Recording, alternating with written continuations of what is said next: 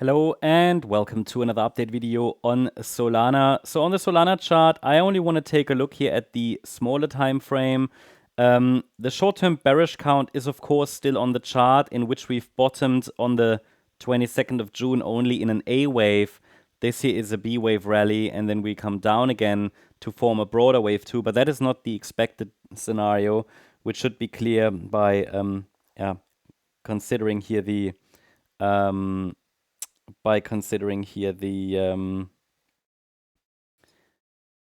question mark, right? So overall, what we're tracking is a potential 5-wave move to the upside. That's still unchanged, so I'm still tracking here the yellow scenario. And the yellow count, for example, suggests that we are possibly in the late stages of that third wave there of the diagonal structure. So from that 22nd of June low, the idea is that we completed a wave 1 in 3 waves, wave 2 in 3 waves, third wave in 3 waves. So again, it's a diagonal pattern, yeah. And the third wave possibly formed an A wave in 5 waves, the B wave as a triangle, and then the C wave is a 5-wave move. 1, 2, 3, 4, 5. Now I told you yesterday, hey, we can also consider the third wave as a WXY structure. I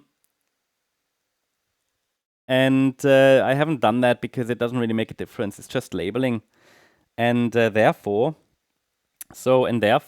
we just go with what we have, right? I mean, I could call this, look, the initial move up, just for educational purposes, a wave W, an X-wave triangle, and then an A, B, C pattern in wave Y. It would lead to the same outcome, to be fair. But because this internal fourth wave here that happened over the weekend, last weekend, wasn't too deep, it held all support levels, I'll just go with this wave count.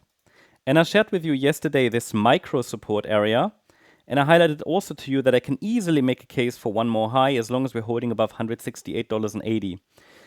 Okay, that happened.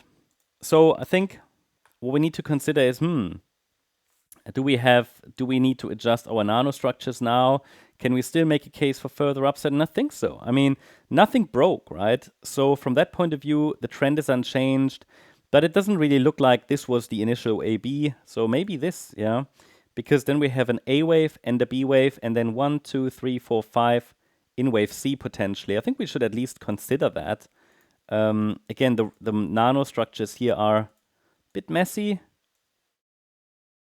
but I could still make a case for higher prices as long as we don't take out a previous swing low. So what we can do, based on the latest nanostructures,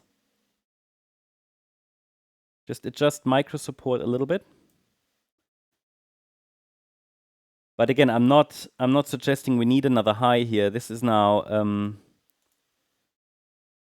yeah, I'm not too sure about it. I mean, this can be an A wave, this can be a B, and then 1, 2, 3, 4, 5, but the third is a little short.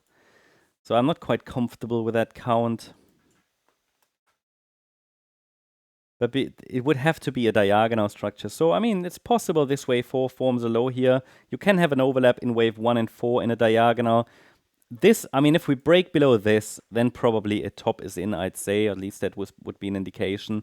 And that level is around $171.50. But as long as that level is holding, we might very well get one more high that could take us to $189.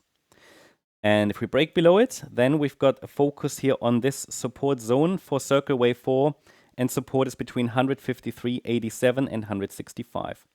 Yeah, that's the update on Solana. Hope you liked the update. If you did, please hit the like button, leave a comment, and subscribe. And if you really like the content, then please check out the channel membership. Thank you very much. Bye-bye.